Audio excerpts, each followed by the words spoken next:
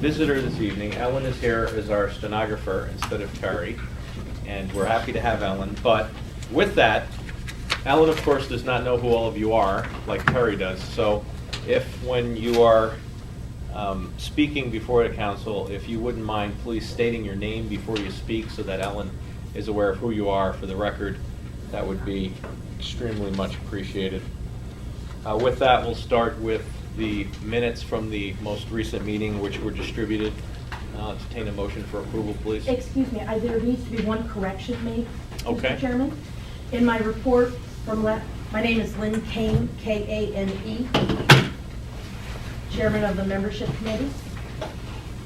In my last report, I stated that Dr. Daly's term would be a 5-year term. It is instead a 4-year term. So his renewal will be 2014 to 2018.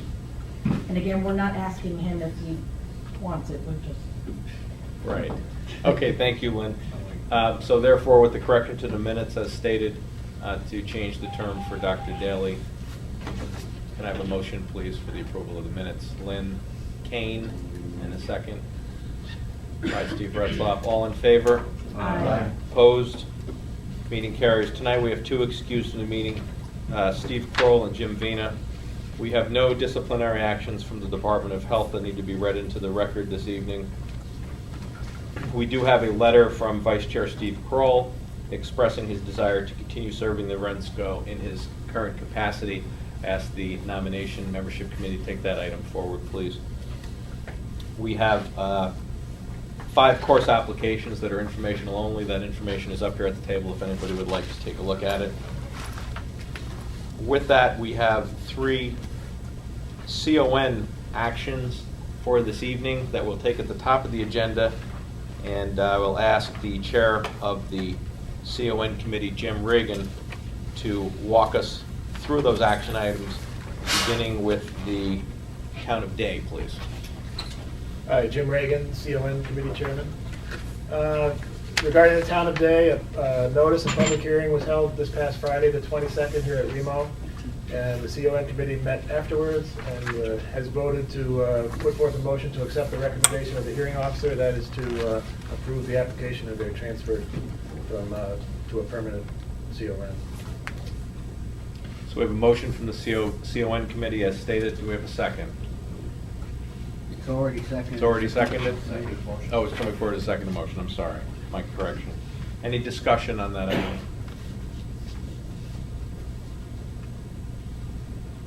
Okay, we're going to have a roll call vote then. We'll begin with Albany County. Les Fremantle. In favor. William Price. In favor. Jim Reagan. In favor. PJ Keeler. In favor. Michael Potter. In favor. Dave Bettini. In favor. Phil Myers. In favor. James Dorward. In favor. Kathleen Allen. In favor. Kevin Robert. In favor. Dale Lingenfelter. In favor. Chris Keogh. In favor. Dr. Daly. In favor. Rich Brandt. In favor. Lynn Kane. In favor? Jim Stairs. In favor. Francis Nierney. In favor. Steve Retzloff. In favor. Jeffrey Williams. In favor. Anthony Caligieri is here as an alternate. In favor. Is there anyone who has voting rights I did not name? My apologies, Aiden O'Connor. In favor. Yes. Aiden, A-I-D-A-N. Where are you here? Green County. There you are. Aiden O'Connor in favor, and who else? Rich Ruther, Saratoga County. Rich Ruther I've got to abstain from that vote. abstains.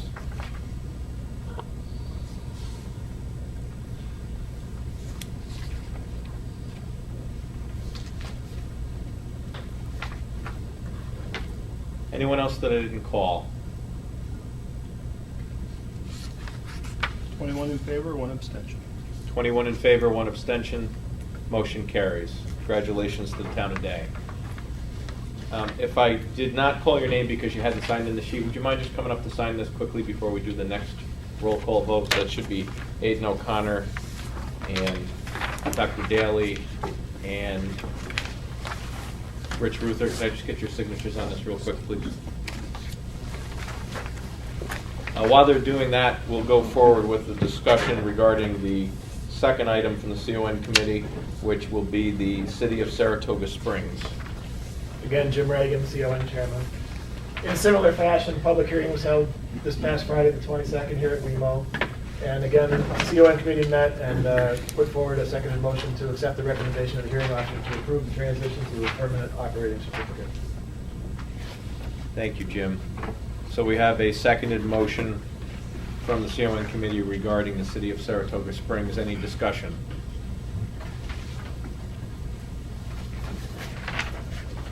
Okay, so once again, we'll have a roll call vote.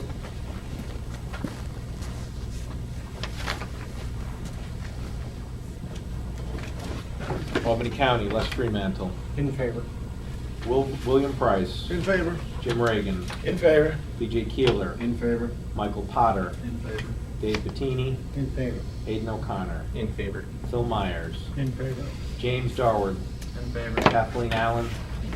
Kevin Robert. In favor. Rich Ruther. In favor. Dale Lingenfelter. In favor. Chris Keough. In favor. Dr. Daly. In favor. Rich Brandt. In favor. As chairman, I'll abstain from the motion. Lynn Kane. In favor? Jim Stairs. In favor. Skip Nerney. In favor. Steve Retzlaff. In favor. Jeffrey Williams. In favor. Anthony Caligari. In favor. Maria Walker. Here's an alternate, right? Okay. She. What do you got? Yeah.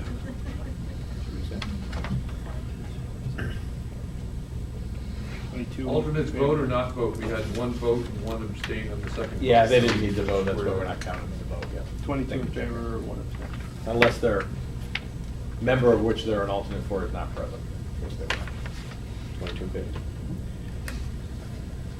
By a majority vote, the motion carries for the City of Saratoga Springs. Anne Marie Cross is in the back of the room, I see now, but I don't have you signed in. You want to come sign this? Anne Marie Cross, how do you vote in favor of that motion? Okay, thank you. I didn't see you back there. There you go. Okay, the final CON committee item before the council is for the Malta ambulance, transfer of operating authority. Thanks, I'm very sorry. Again, Jim Reagan for the CON committee. There was a request by Malta, Stillwater ambulance to transfer it to Malta, the certificate of operating authority. And all of our obligation was to approve the fitness and competency of the transfer. We received correspondence back from the Department of Health, Bureau of Emergency Medical Services of the state. They completed the fitness and competency review of the following corporate entities and individuals: Malta Ambulance Corp., Jonathan Politis, Gene Tranka, Joseph Monahan, Michael Greenfield, and Christopher Clark. Based on the department's investigation and review, there appears to be no bar to this entity and individual's fitness and competency as described in Article 30, Section 3005, Sub 8 of the state public health law. In other words, they found no bar to the fitness and competency of the group, and would like to bring this forward to be approved at the meeting. That's the seconded motion. Any discussion?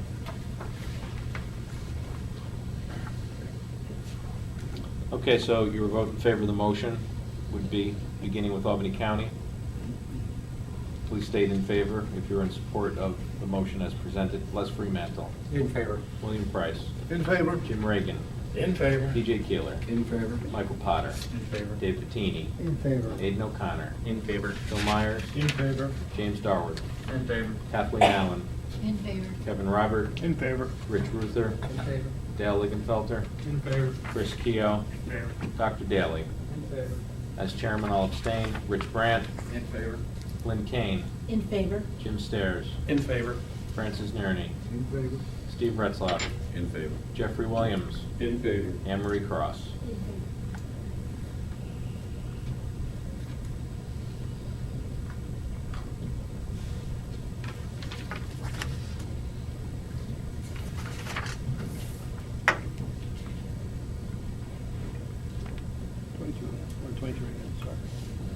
By majority vote, motion carries.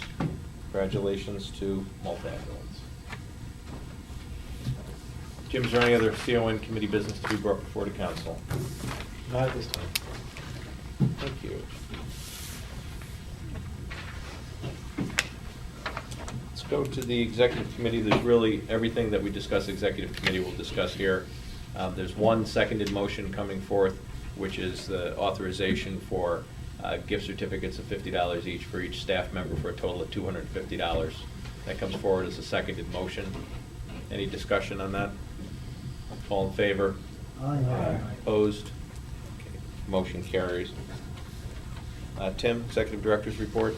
Everybody should have a copy. If not, there should be extras on the table up there. Just touch on a few of the highlights here. Last year, Remo entered into a partnership with SUNY Albany for an on-site closed EMT class for the school. We had about 25 people express interest and take it and pass it. This year's round number 2, and as of yesterday, we had 52 registrants for this class. So we're picking up steam with it. Very exciting, and I'm happy to be part of that partnership.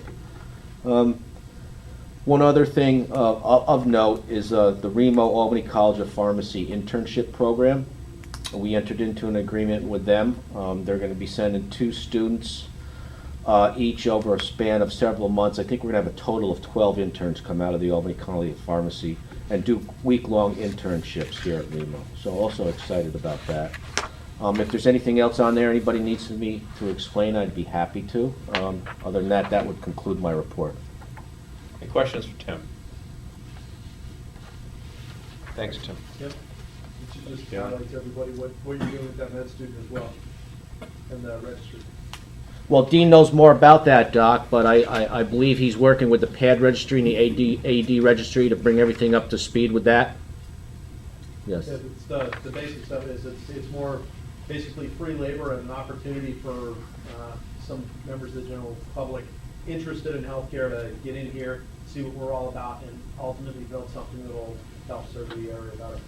So, one more thing. Thanks for working at it, Dean. Mhm. That's good.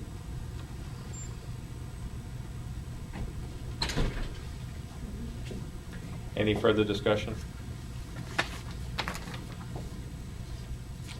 Okay, let's have the treasurer's report. Sure. Rich? Rich Brand, BRANDT, treasurer. Everyone should have a copy of the balance sheet. Our position is still very strong. We have nearly $600,000 in assets.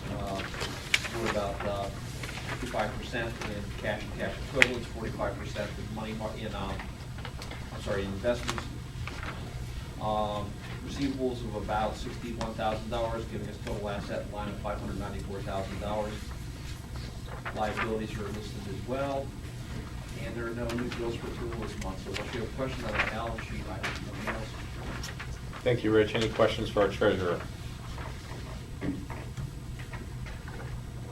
Steve Kroll was not able to be here this evening. Tim, is there any update on the GPO, or we'll defer it? GPO for last month was a light month. I think we did around $500 total volume in GPO. Thank you, Tim. Any questions for Tim regarding the GPO? Dr. Daly, let's take the medical director, the MAC, and the academic committee reports together, please. Hi, Michael Daly. Could you come up closer? It's a little hard to hear you. Good one. I'm not usually known for being quiet, so it's kind of a surprise. Plus, if I come up in the front, I might not give the guys back. Few things from the Medical Advisory Committee in particular.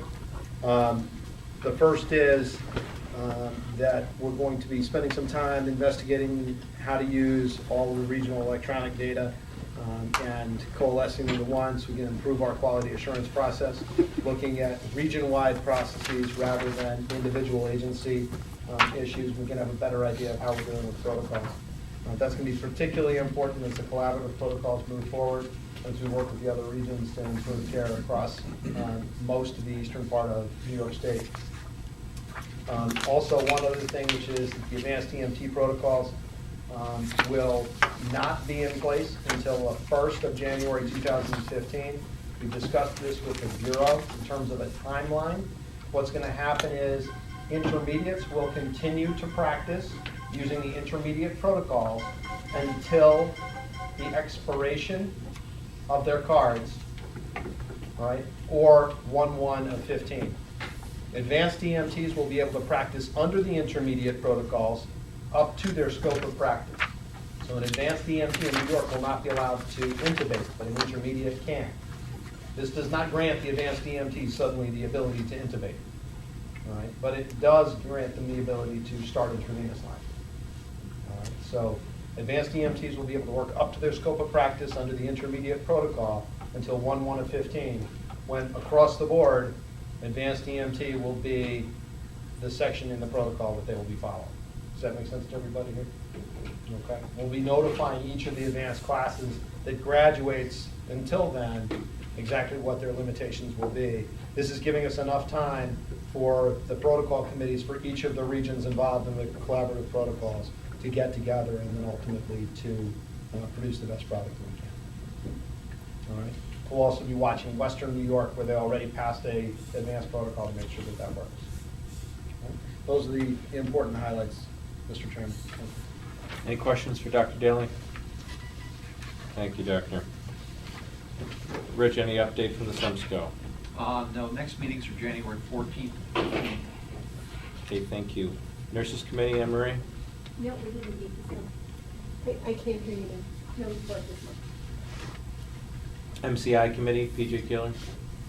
Yes, in an effort really to keep the plan fresh in the minds of the PSAPs in the 6 counties and the agencies, Jim and I are working on, we're going to do an unannounced drill and drill only, hopefully sometime in the next few weeks, so that the agencies maintain their awareness of the regional plan together with the PSAPs in the 6 counties.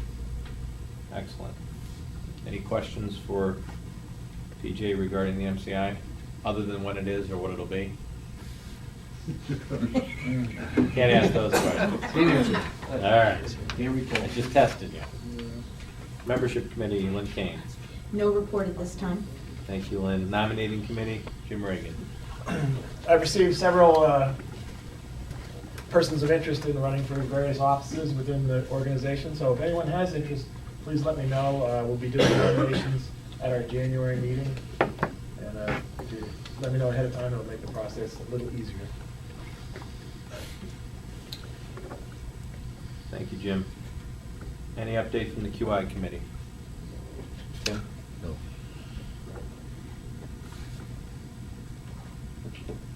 Any update on the Awards Committee? No report at this time. Lynn Kane. Let's go to the county reports, Albany County. Nothing to report. Columbia County. Jim Reagan, nothing to report. Columbia County, PJ Keeler. Defer to Mike. Mike Potter, ongoing EMT course going well. Nothing else. Thanks, Mike. Greene County, Dave Bettini. Greene County Dispatch has implemented its computerized medical dispatch OQA program. That's up and running. On the 4th of December, there's going to be a meeting in the county with legislators looking to the possibility of establishing a countywide tax district, and also leading up to a one agency countywide EMS system. And starting the 2nd semester of this school year, we'll be also conducting a CFR course at Saukey High School for the students. That's great. Thank you, Dave. Lots going on. Any questions for Dave regarding Greene County? Rensselaer County, Jim Dorward. Jim Dorward, Rensselaer County. No report from them. Saratoga County, Kevin Robert. No report tonight. Is anybody here representing Schenectady County that would like to provide a report on behalf of Jim Vena? Keough, no report, sir. Okay, thank you. Any new business to be brought before the council? Any old business to be brought before the council? Any business in general? Dr. Daly, I knew I'd get something if I kept prodding. Just the item you and I discussed before.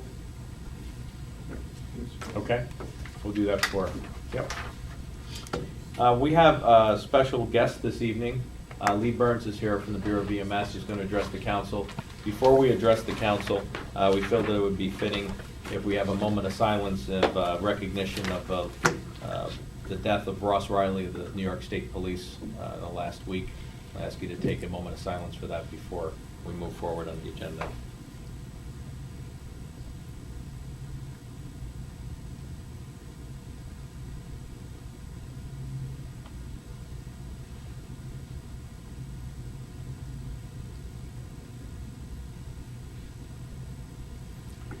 Okay, thank you. Lee Burns is here, and Lee, I will turn the floor over to you. I apologize in advance to everyone. I need to leave a little early this evening, and so, number one, under no circumstances, please interpret that as me walking out while Lee is speaking. And two, under those circumstances, Kevin, of course, will continue chairing the meeting to make sure that we get through any of the remainder of the agenda. So with that, Lee, the council's floor is yours. It's good to see so many familiar faces. I didn't use the word old. I'm wandering around the state, much to regional council's horror, because I need to get out there, but also because if you have not already heard, shame on you. I look at Rich, so I'm sure you already have, but there has been a movement at the governor's level to reform Article 30 of the Public Health Law. And for those of you who are not regular EMS geeks, that is the law that governs EMS in New York State. And the quick down and dirty history to that is that 2 years ago in the 12-13 budget year, an entire rewrite of Article 30 showed up in the governor's budget bill. That is colloquially called Article 7, the governor's budget bill. And it was a stunning surprise. I actually called the SORT team to see if they had Kevlar, and then I lived under my desk with a fire helmet for a while, figuring that somebody would open fire at us. But Article 30 is very, very complex and very different from most other sections of public health law. And it was promptly removed from the state budget bill because actually the Assembly submitted a partner or a rewrite with the intention to look towards approving it, which was really scary. And then the Senate basically said, "Now we're not doing that." And I didn't understand it, as I are a simple person, and I really don't understand the legislative process. I mean, I get it intellectually, I just don't understand it operationally, as most of us don't. So I decided we dodged a bullet, and I let out a sigh of relief. Though I report to the State EMS Council as Rich. I've sat next to Rich for many years doing this, and I am as honest and clear about what is happening in my world as I can possibly be. And I have adopted a new mantra. I'm getting a t-shirt made that says, you may not like what I have to say, but you'll never turn around and tell me you didn't tell me that. So I go forward to the EMS Council that way also. And I said to them at the end of the first budget year, look, you know what, they've thrown the stone into the pond, and now, at that point, the EMS community really has to look at this and think about this, and really, instead of going back into our little EMS holes, which we are all really good at, we need to be forward thinking, because otherwise, next time, it's going to happen again, and somebody's going to change the law that governs us, you, and we're not going to have a say in it. And if that happens, shame on us. So everybody thought, oh wow, how prophetic, and isn't that amazing, how smart that lead is. And then we crawled back under our little rocks and into our holes. And in the following budget year last year, lo and behold, it showed up again. I knew it was coming because of about 3 weeks before they released it, and it's about to be, it's released really in early December initially, so that it's coming again. But they called and said last year it was kind of interesting, what would you, the Bureau, do to change it? But you don't have much time. And so we really put our heads together internally and said, we would like to enable something called community paramedicine, which I'm sure you're familiar with. It's now being called mobile integrated healthcare. I know there's an acronym for that, but so we really felt that Article 30 is prohibitive right now. We think it should be enabling. We said very, very straightforward in working with the CMAC and the Remsco that the law should not be restrictive, it should be enabling. That something like community paramedicine should be medically driven at the local and regional level and not be restricted by state law. So we came up with some Band-Aid wording to try and get it in there, which we did. And then we wanted to change, in New York State law, EMS certification is curriculum-based because that's how it was in 1978 and then again in 1989. What we would like it to be is scope of practice based, and so that it follows the national standard and that we're not doing something, New York, we're on the cutting edge of something. We're really not sure what, but it's definitely cutting edge. And so those were our contributions, really. And so the next budget bill came out. We also said to them, 6 regional councils is way too few because we will never weather the metropolitan New York storm. And right off the bat, that's 3 regional councils. And then you have 3 regional councils for the entire rest of the state. And while New York City and Long Island are most of the people, there's a whole lot of New York above that. So the governor's office said to me, take a stab at it, look at the governor's economic councils. And so the regional economic councils. So I did that. There are 10 of them. They are not particularly helpful to us, but there are 10 of them. And so that's how they came up with that number. And then just before the budget went into negotiations with the legislature, I had the opportunity to meet with Senator Hannan, who is one of the chairs of the Legislative Health Committee. And he was very nice, actually, and he said to me, he doesn't really know me, you people do. He said, you're a very nice young woman. And I thought, that's really nice. He thinks I'm nice and young. Who knew? But he said, this is never going to happen, and the reason it's never going to happen is because your law is budget neutral.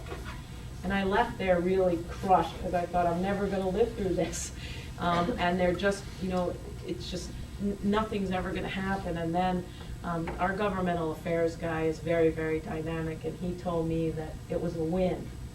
And the more I thought about it, the more I thought, well, okay, I guess it is a win in that the Senate believes that they cannot take money from us. We are budget neutral. We need to be more efficient, but they're not looking at cutting our budget. And so it was, again, neither the Assembly or the Senate entertained it. It came out of the budget bill in negotiations, and our budget, in the governor's budget, our allocation remained the same. It's been the same for about 7 years now. The reality is that we're not able to spend, we get $19.7 million. We're not able to spend $19.7 million because when it's transferred over, they skim a few million off the top. And then most recently, I can't answer where it goes, I don't understand it. Again, I keep asking and no one really is particularly clear to me. In this budget year, we were again allocated $19.7 million. But because of the budget situation and the process to get anything paid, which I look at Tim, causes him great stress and sweating. For Tim, that's going some. You have to move mountains. And so at the end of the fiscal year, when they cut off the expenditures, we were unable to spend the money that had been allocated to us. And so the following year, our cash ceiling was the same as the money we spent in the previous year. So instead of being able to spend $19.7 million or $18.3 million when they transfer it over, they allocated us, I think, 15.6 million. So I don't know about you, but that's like $4 million, which we could really use and have not been able to spend. And so we're waiting to see what happens again this year, because we are fighting an uphill battle to get things paid. And today I was in a meeting and they said, you need to spend your money. And it would be okay if they would approve the expenditures, which if you're in government at all, you know that's confounding. So that brings us to the spring of 2013, when it didn't show up in the budget. We dodged a bullet, such as it is. When the governor's office called and said, we really have to keep moving on this. It's obviously not going to be a budget bill. So I thought, uh-oh. And what we did, and the we includes me peripherally, it was decided to hold stakeholders meetings. The first was in May. Mike Daly was there. We were in the Capitol building, and it was one of the most painful experiences in my adult life. And again, I'm not getting any younger, I've had many. So the take-home message to me at that meeting was a lot of, we can't do this, we can't do that, we shouldn't do this, we can't do that, we can't do this. And the governor's office walked away and said that is not satisfactory. And they scheduled 3 more meetings. So the definition of a stakeholder, again, to be perfectly transparent, the governor's office said, to me and the department, who do you want to invite? And so every now and then I have, these cogent thought processes. We identified organizations that represent the EMS community. So it ranged from the American College of Surgeons, ASEP, volunteers, fire, Onion from the commercial ambulances, emergency nurses, you name it, anybody that could spell EMS, we identified as a stakeholder organization. And the reason that I thought that was a good idea is that I do not think that the health department should decide who is a stakeholder in this group, but the organizations who represent the EMS community in New York State should identify their stakeholders.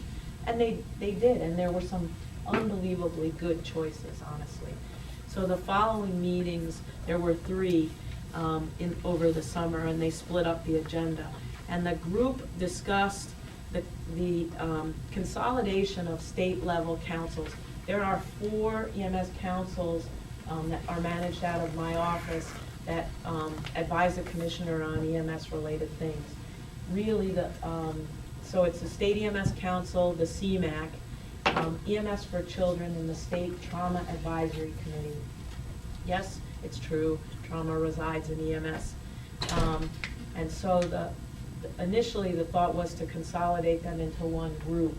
And then the New York City Remsco people wrote a position statement suggesting 2 groups, essentially, and what is a systems committee, so it would be made up similarly of the EMS community and deal with EMS systems issues, and a physician group, which would deal with medicine, in an effort to make the EMS community more medically driven, quite frankly. I thought that was a really banner idea, oddly. And then our suggestion, the department's, was to set up in statute subcommittees to deal with specific issues that need to be dealt with both at the regional and state level. And that included an education subcommittee. There's a whole group of standing subcommittees in both of the bodies. We got to the meeting and basically everyone said, no, we should have one council with standing subcommittees. So that's the flat spot right there. We talked about the reorganization of regional EMS councils, which is what you are, in case you needed a momentary reality check. The part of the discussion was my homework was go take a map of New York State and split it into 10 subregions and come back, because they needed something to start the conversation with. And so I did that, and again I had a moment of clarity. The economic councils are entirely unrelated to healthcare in New York State, as you might imagine. But what I did, I took a map of New York State and a red felt tip pen because I'm so high tech. And I split the state up essentially into 10 regions, taking into account little things like collaborative protocols, patient referral patterns, physician concentration and availability, mutual aid. I went through the whole gamut of things. Healthy regional councils versus less healthy regional councils. There are 18 of you across the state. Some are a little less organized and robust. And I basically took a red pen and I went, and then I PDF'd it and sent it out. If you're interested in seeing what that looks like, I'll certainly send you the PDF. It was intended to be a conversation starter, and it really did. It did start interesting. You were at those meetings, weren't you? No. It really did start a lot of conversation, and no decisions have been made. The logic is, I also, obviously, in case you didn't notice, the metropolitan areas of New York State are very well represented in the EMS community, loudly. However, conversely, rural New York is not, because when the regions were split up in the early 80s by statute, what the intention is to take rural New York and put a metropolitan center to it. So the North Country, for example, metropolitan center is Glens Falls. The Southern Tiers metropolitan center is Elmira. Southwestern is Jamestown or Olean, depending on who's more populated given the census. But it does not speak to us in 2013 because rural New York has totally different concerns and needs than metropolitan New York. And even though I suggested that we release Long Island by blowing up the Whitestone and Broad's Neck, that wasn't met with a whole lot of things. So we talked about also in these meetings the statutory authority of the state level councils. Essentially, your statutory authority, you exercised it really efficiently tonight, but it has much to do with the coordination of EMS education and the CON process. And honestly, it is my considered opinion that should remain at the regional level because you are familiar with your region and you know it's, all of its goods and bads and uglies. So it didn't change the statutory authorities at the regional level. It almost empowered the REMAX, honestly. But it did restructure it a little at the state level, which is more perception than reality. In public health law, the state EMS council has the authority, sort of, to enact regulation. It's the only advisory council of all of the departments across the state and the health department that have that sole authority.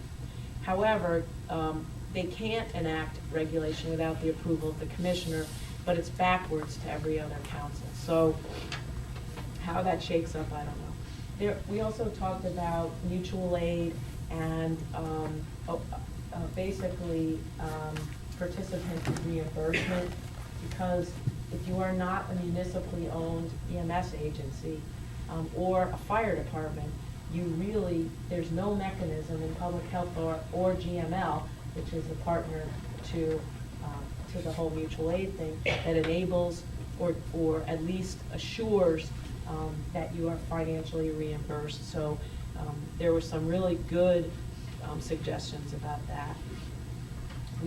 Right now, you might notice, because all of you are this old, that the CME program is in pilot law. It was introduced in 1997.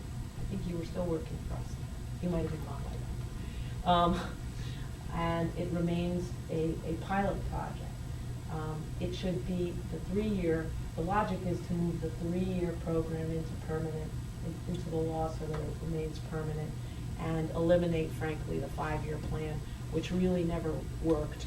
Right now, there are 4 or 5 people statewide in the 5-year CME program, because it was only in limited regions. I found a guy in Long Island today, but I think there's 3 people in upstate. I think there's 3 people upstate, maybe 4. So the overall logic to this is, I think, again, if you were around when the current Article 30 was enacted in 1992, it was intended to govern EMS. It's very, very heavy in governance. And so the reason that I sit here and nag at you is that it is vitally important that this stay on your radar at some level, depending on your levels of interest. But I think that anything going forward has to involve the EMS communities across the state. It really does need to be a patient-centric public health law. Our current public health law is not patient-centric. The next thing is that it needs to be provider-centric. It is a constant battle for the providers, both individually and the agencies, to do business in EMS as it currently is in New York State. So it really does need a governance shift. You know, there's too many layers. We asked in one of the stakeholder meetings, you know, of opinions about statutory authority, and an individual who you all know and love said, you know, it's crazy. There's too much government in our public health law, and that's true. So really, it's important. Again, if you walk out of here and your head isn't exploding, keep your ears to the ground, because I think it's really, really important that you're participating in this. Municipal CONs are kind of an ongoing discussion. I risked my life by throwing this out in the early meetings, and that is that right now, as you know, because you live this, a municipality announces they're going to be an ambulance service, and then 2 years later, after they've been in operation, they need to come back to the regional council and prove need. And overall in New York State, they have successfully done that, with one notable and painful exception in the city of Utica. And as a previous public safety commissioner of Saratoga Springs once said, and I hated this phrase, the toothpaste is out of the tube and you can't get it back in. And so I said to the group, which included Onion, and they didn't hurt me, although there were ugly looks, really that 2-year thing needs to go away. Once a municipality is committed, they adhere to public health law, and they remain in business because they've identified a need, and that's just how it is. I don't think that's the end of the conversation. I am still alive, but I think it's because the Onion people don't hate me so much. I think the Onion. It's the United Network of United New York. United New York Ambulance Network, Onion. It's a very robust organization of commercial ambulance services across New York State. So anyway, those conversations are continuing, you know, how to proceed so that it's equitable, and recognizing the municipality's need. The next thing on that front that's going to be interesting is a municipally gained or obtained certificate in central New York. The city doesn't want to do it anymore, and so they want to transfer their operating certificate to a commercial ambulance service. It is the department's legal opinion, I am not a lawyer, that a certificate obtained through the municipal section of public health law is not transferable because of the presumption of need, which was the sticking point in the Utica issue. So that should be painful. So a couple of the next steps as far as this is concerned, the lawyer that was assigned to us in the governor's office has moved to the health department, which is very nice because she's like amazingly smart, and they assigned us a new attorney. The brighter side is, well, it's multiply bright side. The new attorney is very interested in this, and she has orders to keep moving this forward. And the former attorney is still interested in this. We didn't scare her to death. And so she remains as a part of this from the health department. Next, I think December 5th, hosted by, the department's actually the host, but the governor's office and the department's Office of Governmental Affairs are hosting a conference call for regional council chairs to elicit comment, give them the orientation to all this, although they're pretty aware, and then elicit comments from the regional councils. So what happens after that, I don't know. The options for this fund are, it's not gonna appear in the budget, I am told, although I am ready to dive under my desk with my helmet. It could be a two-house bill, meaning one of the houses, they partner up and they have a assembly bill and a partner senate bill. It could be a governor's bill. It could go away. The last option, which will not happen this year for sure, is that it could be something called a departmental, which means that the health department puts it forward. That's not departmentals are intended to correct flaws in the law, not rewrite entire sections of the law. So they're not eager to do that, and neither am I. So those are the options going forward. It is not impossible that it's a two-house bill. The Assembly's very, very interested in it, so if you have any interest in talking with your Assembly members, do. The Senate is also very, very interested in it, but it's not impossible that the governor will introduce it as a governor's bill. I don't know. So as soon as I know, I'll certainly share with people who will let you know. A couple of other things that are very useful to you. We are looking at this new breed of cat called a freestanding emergency department. In New York State, it was introduced as a result of Hurricane Sandy in the metropolitan area. I think that there will be, if there are not already, at least one application in this region from a facility that wants to operate a freestanding emergency department. They are different from urgent care centers. A freestanding emergency department must adhere to the regulations that govern emergency services in hospitals. Also, a CMS regulation requires them to be an off-site facility of a hospital. So, like Dr. Coin your phrase, Dr. Joe Bag of Donuts cannot open a freestanding emergency department, but they have opened emergency centers all over the countryside. The reason that this is important to you is that an ambulance may transport a patient to a freestanding emergency department, whereas right now they are not transporting to urgent care centers. And that's important for two reasons. One is, in some areas, it's going to be a good option. As hospitals are closing, other facilities are operating freestanding emergency departments. We're seeing this happen in Lockport, where the hospital there has closed, and Strong Memorial in Rochester is opening a freestanding emergency department. This is actually huge for the local EMS system, because instead of transferring all of their patients to Rochester, as you know, since a huge portion of your patients are treated and releases, they can use this freestanding emergency department. The flip side, though, is that emergency departments need to work with available EMS to ensure that patients who need to be transferred to a facility that can continue their care and admit them, that happens. And in some areas of the state, that is a very frightening reality for EMS. And so I think, again, keep your eyes peeled, such as it is, because as good as it is, it may also be a burden in your EMS system, and an expensive one, because from a reimbursement rate, though it's guaranteed, it's an interfacility transfer, and the reimbursement rates are lower. So it's a mixed blessing.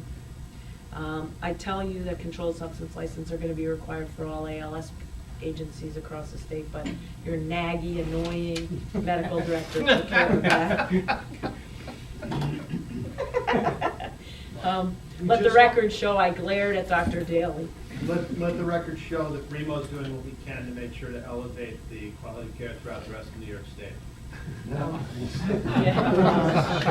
Honestly, I have done a fair amount of traveling since then, and Vital Signs has taken place.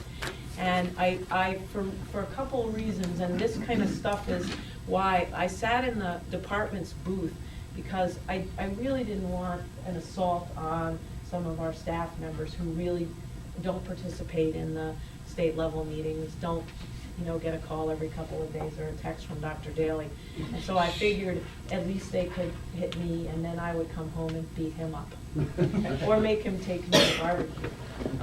I have to say, though, that there was almost no negative comments. The biggest concern, interestingly, was the locking system. In Allegheny County, which is really in the middle of nowhere, they were very concerned that they'd have to spend all kinds of money to lock up their controlled substances.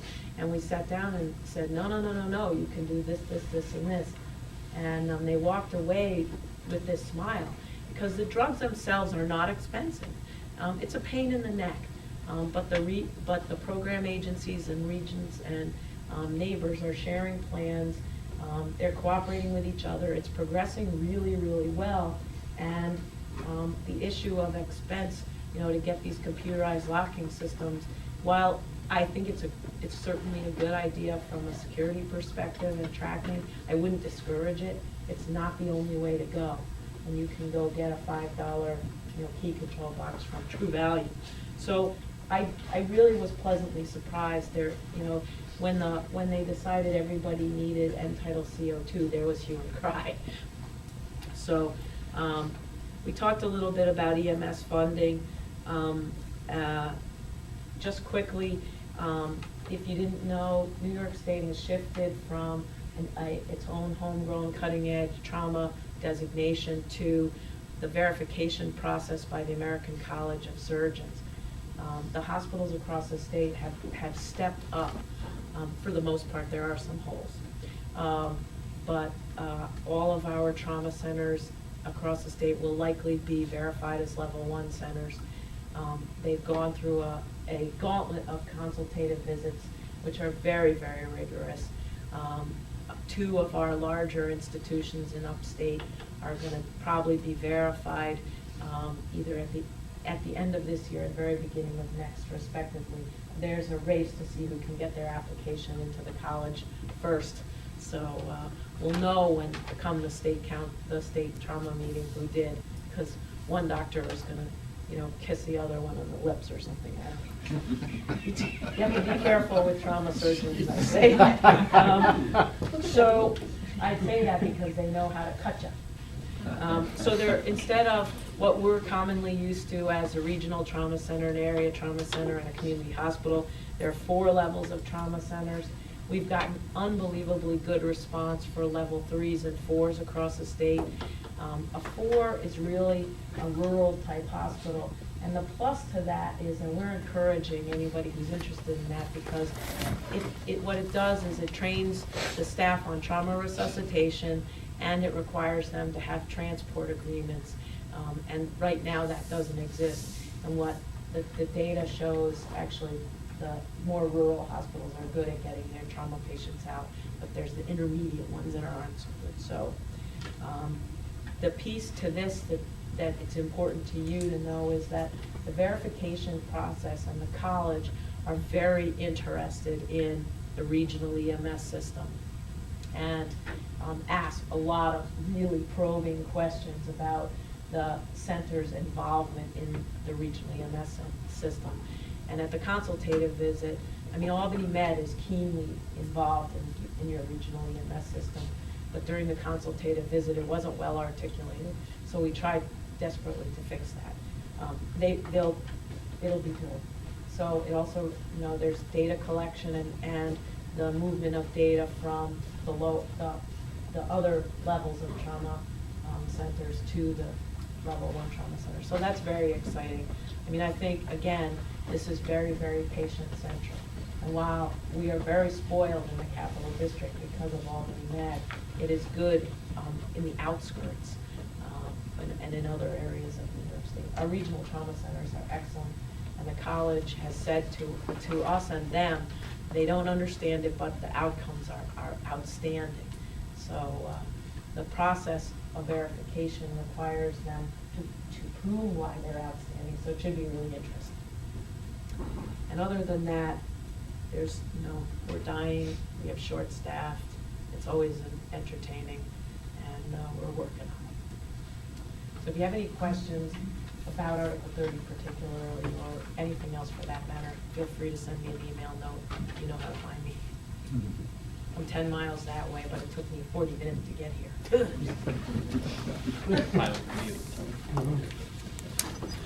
Thank you, Lee. Any other business anybody'd like to discuss? Seeing none, motion to adjourn. Second, Want to make by a Jeff.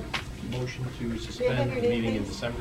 I thought we did that last month, didn't Did we? Yeah, we did that I last. thought there was a potential we were gonna have to have it. we? There was potential, but I think we suspended it when we would call a special meeting if it was needed. We don't really have pending CON applications, I don't believe. Excuse me, sir, may I have your name? Jim Stairs. Okay.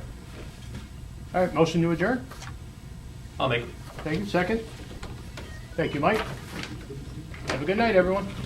Have a good holiday.